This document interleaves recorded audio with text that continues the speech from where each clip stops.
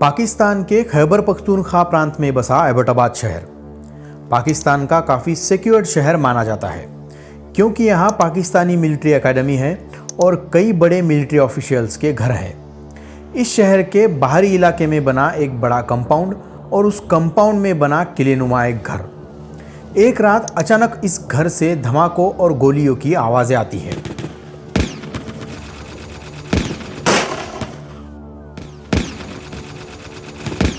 यह आवाज़ें सुन आसपास के घरों में रहने वाले लोगों की नींद खुल जाती है और वो अपने घरों की छत पर आकर उस कंपाउंड में क्या चल रहा है ये देखने की कोशिश करते हैं। ये तारीख थी 2 मई 2011 और समय था सुबह 1 बजे। उसी समय वहाँ से हज़ारों मील दूर अमेरिका के president Barack Obama White House के एक छोटे कमरे में अपनी टीम के साथ बैठे थे और एबटाबाद के उस घर में चल रहे घटनाक्रम को कंप्यूटर स्क्रीन पर देख रहे थे। तभी उनके बगल में बैठे CIA डायरेक्टर लियोन पेनेटा कहते हैं जेरोनिमो EKIA।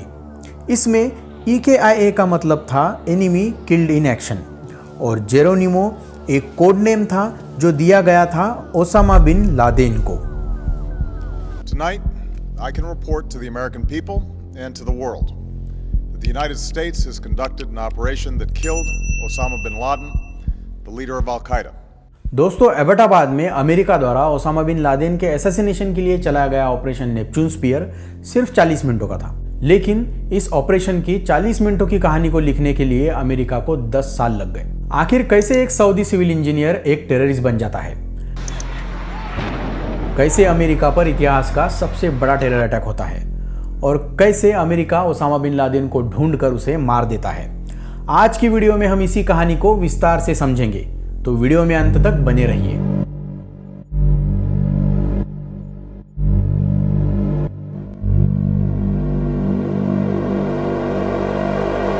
दुनिया ने ओसामा बिन लादेन को तब जाना जब उसने अमेरिका के वर्ल्ड ट्रेड सेंटर और पेंटागन पर टेरर अटैक्स करवाए। Obviously a very disturbing live shot there. That is the World Trade Center and we have unconfirmed reports this morning that a plane has crashed into one of the towers of the World Trade Center. लेकिन America Osama bin Laden को इसके पहले से ही जानता था। Laden family मसालों का व्यापार करने के लिए यमन से सऊदी अरेबिया आई थी। पहले इनका मसालों का व्यापार था, लेकिन बाद में ओसामा बिन लादेन के पिता मोहम्मद बिन अवाद बिन लादेन ने बिन लादेन नाम से एक कंस्ट्रक्शन कंपनी शुरू की और इस कंस्ट्रक्शन कंपनी की सफलताओं के चलते वो सऊदी रॉयल फैमिली के करीबी बन गए। लादेन फैमिली काफ़ी बड़ी थी, इसमें कुल 277 मेंबर थे। अपने 52 भाई बहनों में ओसामा 17वें नंबर पर थे। ओसामा ने इकोनॉमिक्स और बिजनेस एडमिनिस्ट्रेशन के साथ साथ सिविल इंजीनियरिंग की पढ़ाई की और अपने पढ़ाई के दौरान ओसामा की मुलाकात होती है शेख अब्दुल्ला आजम से। ये मुस्लिम ब्रदरहुड का एक सदस्य, कट्टरतावादी और जिहादी था और यही वो इंसान था जो बाद में ओसामा को टेरर की राह पर ले गया। ओसामा को विरासत में काफ़ी सारी दौलत और कंस्ट्रक्शन का बिजनेस मिला था, लेकिन टेरर की राह पर चलने वाले ओसामा ने ये सब छोड़ दिया। 1994 आते आते लादेन फैमिली ने ओसामा से अपने सारे रिश्ते तोड़ दिए और सऊदी गवर्नमेंट ने भी उसकी सिटीजनशिप छीन ली। 1996 अमेरिकी secret agency CIA Alex station नाम से एक स्पेशल सेल बनाता है। इस सेल का काम था एक सऊदी बिलियनियर की एक्टिविटीज़ को ट्रैक करना और इस सऊदी बिलियनियर का नाम था ओसामा बिन लादेन। तब CIA को यह जानकारी थी कि लादेन सीधे तौर पर तो किसी टेरर एक्टिविटी का हिस्सा नहीं है, लेकिन वो टेरर एक्टिविटीज़ के लिए फंडिंग प्रोवाइड करता है। पर जैसे जैसे एलेक्स स्टेशन के एजेंट अपनी इन्वेस्टिगेशन को आगे बढ़ाते गए, उनके सामने कई चौंका देने वाले राज खुले। ओसामा बिन लादेन अल-कायदा नाम से अपना एक टेररिस्ट ग्रुप चला रहा था और ये लोग कुछ बड़ा करने की प्लानिंग कर रहे थे। एलेक्स स्टेशन को ये पूरी आशंका थी कि अल-कायदा न्यूक्लियर अटैक करने की प्लानिंग कर रहा है। इसके बाद अमेरिका के आर्मी चीफ और एलेक्स स्टेशन के बीच एक बैठक हुई, जिसमें एलेक्स स्टेशन के एजेंट्स ने आर्मी चीफ को यह समझाया कि कैसे ओसामा बिन लादेन अमेरिका के लिए एक खतरा बन सकता है और लादेन के खिलाफ मिलिट्री एक्शन की मांग की। लेकिन आर्मी चीफ एलेक्स स्टेशन के एजेंट्स की बातों से कन्विंस नहीं हो पाए। वो ओसामा बिन लादेन को एक मामूली टेररिस्ट मान बैठे और एसोसिएटेड रिस्क का हवाला देते हुए उन्होंने ओसामा बिन लादेन के खिलाफ मिलिट्री एक्शन लेने से मना कर दिया। इस समय तक लादेन अफगानिस्तान पहुंच चुका था। अब तक काफ़ी सारे लोग अल-कायदा से जुड़ चुके थे और ओसामा बिन लादेन ने अपनी आतंकी गतिविधियों को तेज कर दिया था।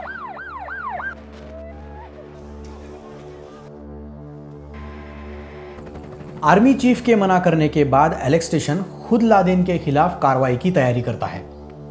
ऑपरेशन का पूरा प्लान बनकर तैयार हो जाता है, लेकिन तब के CIA डायरेक्टर जॉर्ज टेनेट इसे ये कहकर कैंसिल कर देते हैं कि इस प्लान के सक्सेस होने का चांस काफ़ी कम है और रिस्क काफ़ी ज़्यादा है।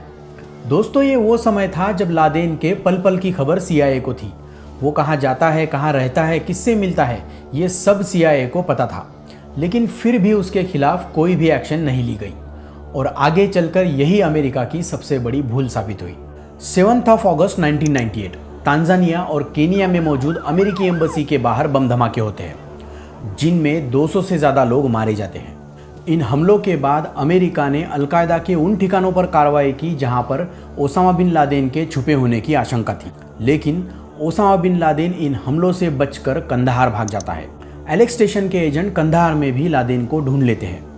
कंधार में लादेन 5 अलग अलग ठिकानों पर रह रहा था और हर रात वो अपना ठिकाना बदल देता था, लेकिन यहाँ अगर कार्रवाई की जाए तो सिविलियंस की जानों को भी खतरा था, जिसके चलते अमेरिकी राष्ट्रपति ने कार्रवाई की परमिशन नहीं दी। दोस्तों, इसके बाद भी एलेक्स स्टेशन ने अमेरिकी सरकार को ऐसे कई मौके दिए जिनके चलते अमेरिका या तो लादेन को असैसिनेट कर सकता था या फिर उसे पकड़ सकता था, लेकिन ऐसा हुआ नहीं। और फिर आती है वो तारीख जिसे शायद ही कोई अमेरिकी नागरिक भुला पाएगा। 11 सितंबर 2001, समय सुबह 8:45। वर्ल्ड ट्रेड सेंटर के सबसे ऊंचे ट्विन टावर्स में से नॉर्थ टावर में एक पैसेंजर प्लेन जा टकराता है। सबको लगता है कि ये कोई एक्सीडेंट है। तभी ठीक 20 मिनट बाद जब सारी दुनिया इस भयानक मंजर को टीवी पर लाइव देख रही होती है, दूसरा प्लेन आकर साउथ टावर में घुस जाता है। चारों तरफ मलबे और धुएं का गुबार उठा। आग और चीखने चिल्लाने की आवाज़ों से न्यूयॉर्क शहर दहल उठा। तीसरा प्लेन अमेरिका के मिलिट्री हेडक्वार्टर पेंटागन से जा टकराया और चौथा प्लेन, जो कि फेडरल गवर्नमेंट बिल्डिंग से टकराने वाला था, प्लेन में बैठे यात्रियों के विरोध के चलते एक खेत में जाकर क्रैश हो गया।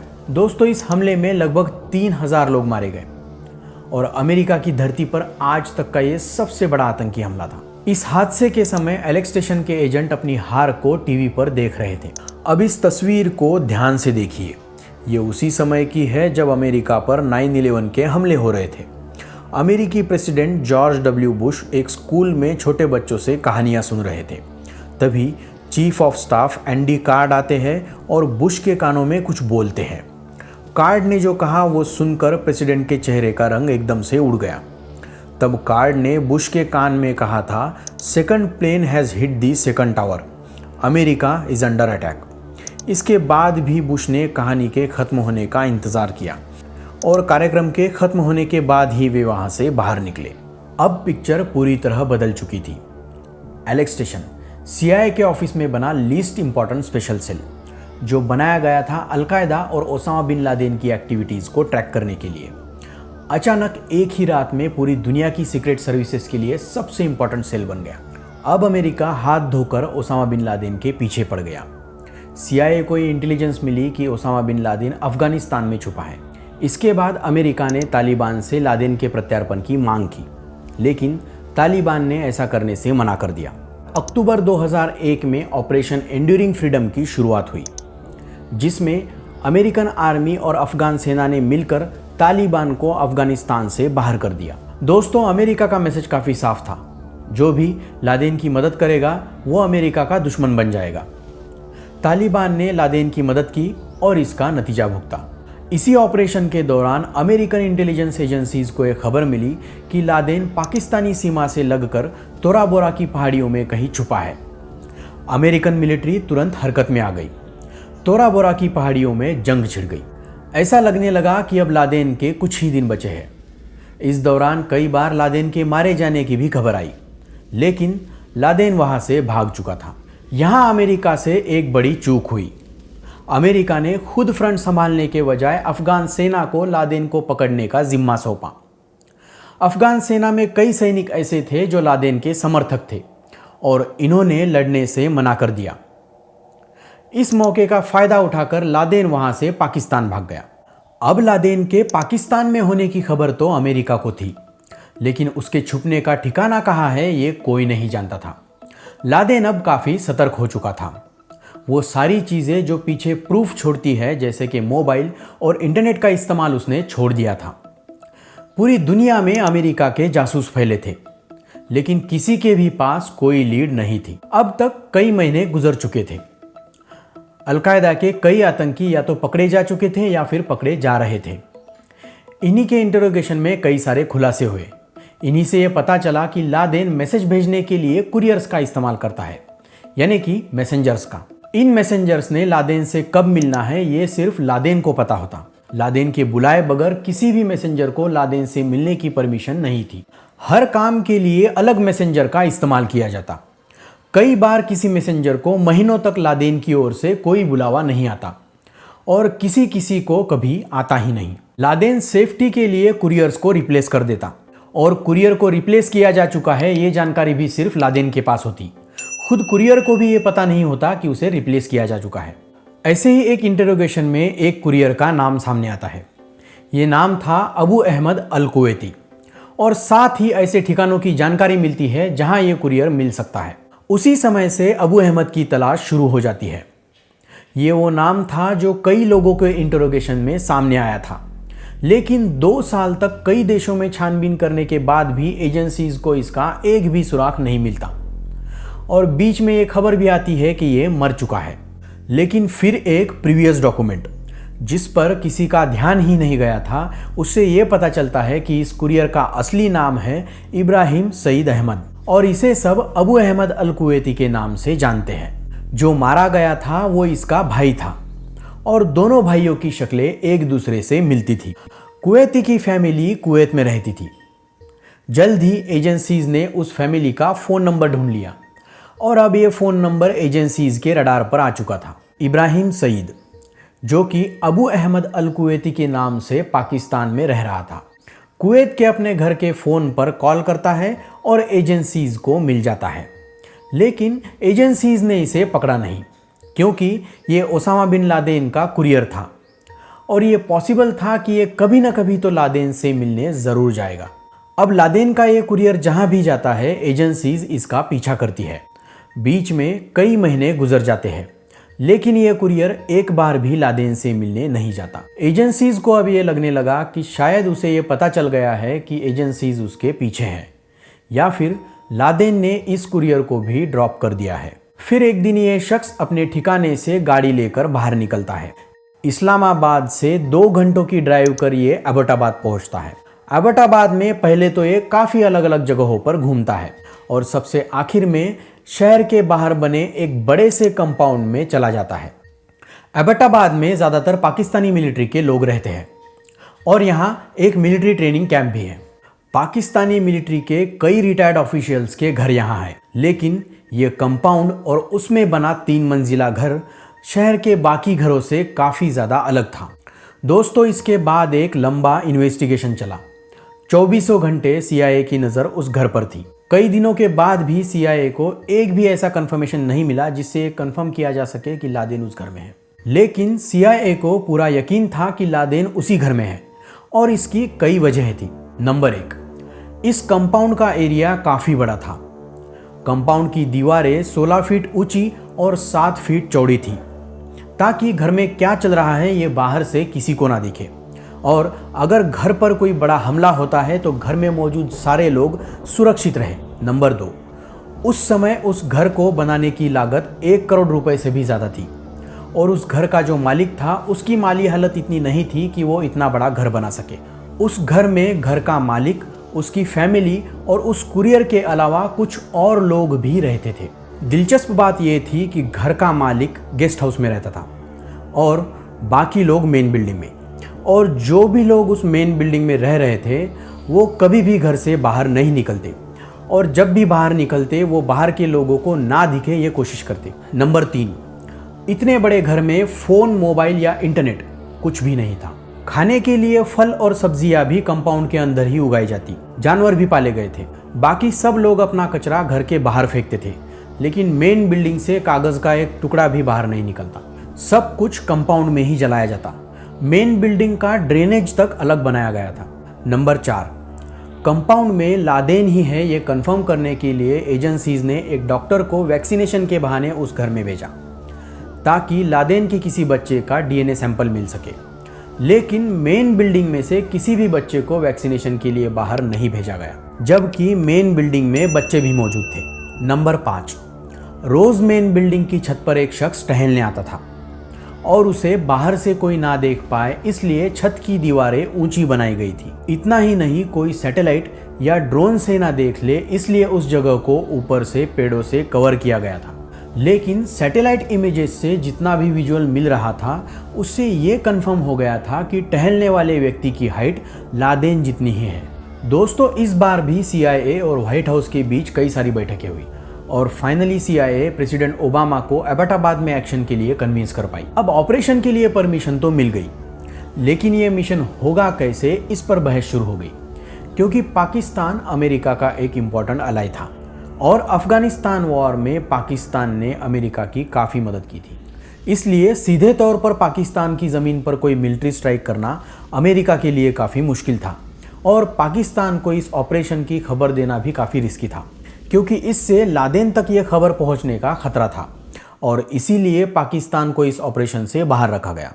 पहले उस बिल्डिंग को बम से उड़ाने का प्लान बना, लेकिन इसमें सिविलियंस के मारे जाने का रिस्क था। फिर ड्रोन हमले के बारे में सोचा गया, लेकिन हर प्लान में लादेन की मौत को कैसे इंश्योर करे ये समस्या थी। दोस्तों, एक देश अगर किसी दूसरे देश में जाकर मिलिट्री स्ट्राइक करता है तो इसे एक्ट ऑफ वॉर माना जाता है और अमेरिका जो करने वाला था वो यही था। इसीलिए अमेरिका के लिए काफ़ी ज़रूरी था कि उस बिल्डिंग में ओसामा बिन लादेन है यह अमेरिका कंफर्म करे। लेकिन अमेरिका के पास अभी तक ऐसा एक भी प्रूफ नहीं था जिससे वो प्रूव कर सके कि उस बिल्डिंग में लादेन है। इसीलिए अमेरिका इस ऑपरेशन में किसी भी प्रकार के रिस्क नहीं लेना चाहता था और कई ऑप्शंस पर सोचने के बाद सबसे सही तरीका सामने आया और वो था सर्जिकल स्ट्राइक का। सर्जिकल स्ट्राइक पर मुहर लगने के बाद इसकी तैयारी शुरू हो गई। SEAL 6 नाम के एक स्पेशल ऑपरेशन यूनिट को इस स्ट्राइक का जिम्मा सौंपा गया। अहमदाबाद के उस कंपाउंड जैसा कंपाउंड और उस कंपाउंड में 3 मंजिला घर बनाया गया। इस प्रोटोटाइप में कई सारी मॉक ड्रिल्स हुई। ऑपरेशन पाकिस्तान की सीमा में पाकिस्तानी मिलिट्री को बिना बताए किया जाना था, इसीलिए इसे काफ़ी सीक्रेट तरीके से अंजाम देना ज़रूरी था। ब्लैक हॉक नाम के हेलीकॉप्टर जो काफ़ी कम आवाज़, लो अल्टीट्यूड और बिना रडार में आए उड़ सकते हैं, उनका इस्तेमाल किया गया। ऐसा एम्युनिशन चूज़ किया गया जिनकी आवाज़ काफ़ी कम और पावर काफ़ी ज़्यादा है। वो राइफल साथ ली गई जिनमें से गोली निकलने के बाद बिल्कुल भी आवाज़ नहीं होती। दोस्तों, इस ऑपरेशन में कई सारी रिस्क इन्वॉल्व थी। ऑपरेशन के दिन तक अमेरिका को यह पता नहीं था कि उस कंपाउंड में लादेन है भी या नहीं। अगर लादेन वहाँ है भी तो भी वो घर काफ़ी बड़ा था। ये पॉसिबल था कि उस घर में कोई सीक्रेट कमरा हो जिसमें जाकर लादेन छुप जाए, या फिर कोई अंडरग्राउंड रास्ता हो जिसके ज़रिए वो बाहर निकल जाए। ये भी पॉसिबल था कि पाकिस्तानी एयरफोर्स अमेरिकी हेलीकॉप्टर्स को इंटरसेप्ट कर ले और उन पर हमला कर दे। और भी कई सारी रिस्क इन्वॉल्व थी, लेकिन इन सारे मुश्किल हालातों के बावजूद ऑपरेशन की डेट फिक्स हो गई। ये डेट थी 2 मई 2011। उस रात लगभग 12 बजे अफगानिस्तान में बने बागराम एयरबेस से 2 हेलीकॉप्टर अहमदाबाद की ओर निकले और जैसे ही ये हेलीकॉप्टर उस कंपाउंड के पास पहुंचे, इनमें से एक हेलीकॉप्टर क्रैश हो गया। फिर भी ऑपरेशन जारी रहा। दूसरा हेलीकॉप्टर कंपाउंड के बाहर उतरा गया। कुछ ही समय में गोलियों और धमाकों की आवाज़ें उठी। कंपाउंड के अंदर बने उस घर में एक एक करके लाशें गिरने लगी। उस समय उस कंपाउंड में 2 हथियारबंद गार्ड भी थे। महिलाओं और बच्चों को सबसे अलग कर दिया गया। थोड़ी ही देर में SEAL 6 के कमांडोज ने लादेन को ढूंढ लिया। वो 3रे माले पर अपने कमरे में था। उसे देखते ही गोलियां मार दी गई।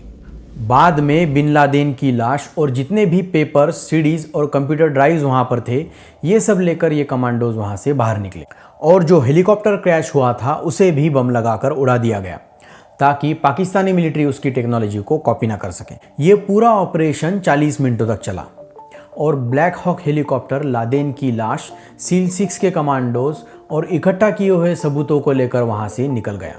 इसके बाद अमेरिका ने यह इंश्योर किया कि मारा गया शख्स ओसामा बिन लादेन ही है और बाद में लादेन की बॉडी को यूएसएस कार्ल विंसन नाम के नेवी के जहाज पर ले जाया गया।